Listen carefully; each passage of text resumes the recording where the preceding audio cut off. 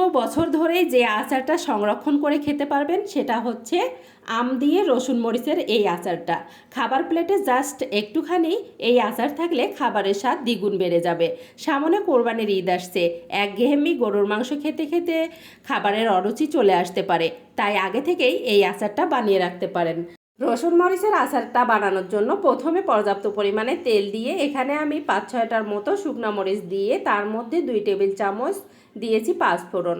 এখন সমস্ত উপকরণ সুন্দর করে তেলের মধ্যে ফুটে উঠলেই দিয়ে দিচ্ছি এখানে আমি রসুন এখানে দিয়েছি 1 কাপেরও একটু বেশি। এখন তেলের মধ্যে রসুনগুলো কিছুক্ষণ ভেজে নিয়ে এর মধ্যে আমি আগে থেকে কেটে ধুয়ে পানি ঝরে রাখা আমগুলো দিয়ে দেব। আম নিয়েছি, রসুন যে বাটি দিয়ে 1 বাটি দিয়েছি সেই বাটি দিয়েই 1 বাটি দিয়ে দিলাম এখানে আমগুলো আমি খোসাসহ নিয়েছি। আপনারা চাইলে আমগুলো ছিলেও দিতে পারেন, তবে আমার কাছে রসুন আর মরিচের আচারের মধ্যে আম খোসাসহ দিলেই বেশি মজা লাগে খেতে। আর আমগুলো একদম কচি, এই জন্য কিন্তু খুব তাড়াতাড়ি গলে যাবে। তবে এই আচারটা বানানোর সময় একটা জিনিস খেয়াল রাখতে হবে, সেটা হচ্ছে আম আর রসুনগুলো যেন একেবারেই গলে না যায়, তাহলে দেখতে একেবারেই খারাপ লাগবে।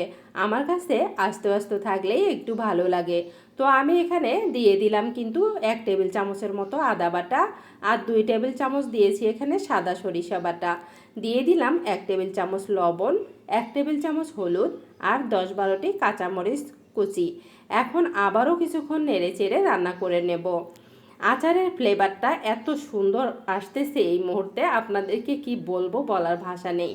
এত সুন্দর ফ্লেভার, এমন আচার যদি খাবারের প্লেটে একটু থাকে আপনার খাবারের স্বাদটা দ্বিগুণ বাড়িয়ে দেবে। আমি কথা দিচ্ছি এই আচারের স্বাদ কখনোই ভুলতে পারবেন না। তো যেহেতু এখানে রসুন মরিচের আচার, সেহেতু ঝালটা একটু বেশিই দেব।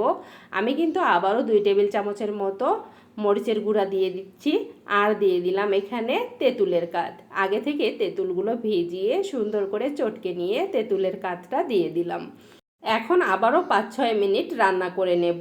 একেবারে শেষ পর্যায়ে এসে আমি কিন্তু এখানে দিয়ে দেব চিনি এখানে আমি 1 কাপ পরিমাণ দিলাম। আপনারা যে যেমন মিষ্টি খান সেই অনুযায়ী অ্যাড করে দিবেন।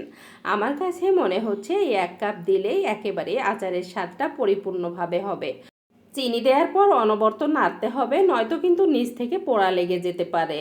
তো এখানে চিনির পানিটা যখন গলে যাবে তখন কিন্তু এর মধ্যে আমি দিয়ে দেব আগে থেকে গুঁড়ো করে রাখা পাঁচফোড়নটা আমি কিন্তু একটু আধগুঁড়া করে রেখেছি, একেবারেই ফিনিশ গুঁড়া করিনি। তো এখানে আমি দিয়ে দিলাম আবারও একটু ধনিয়া গুঁড়া আর জিরার গুঁড়া। তো আবারও নাড়াচাড়া করে দেখতেই পাচ্ছেন একেবারে চিনির পানিটা গলে গিয়ে একদম শিরার মতো হয়ে গেছে, আঠালো ভাব চলে এসেছে আচারের মধ্যে, আর তেলটা কিন্তু একদম সেপারেট হয়ে গেছে। এত সুন্দর ফ্লেভার আসতেছে কি বলবো।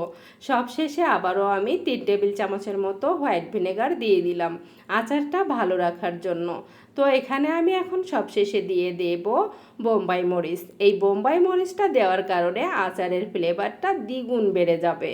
ওয়াও, এত সুন্দর কালার আসছে আর এত সুন্দর ফ্লেভার আসতেছে বোম্বাই মরিচটা দেওয়ার পর। আমার জিহ্বায় তো অলরেডি পানি চলে এসেছে বন্ধুরা।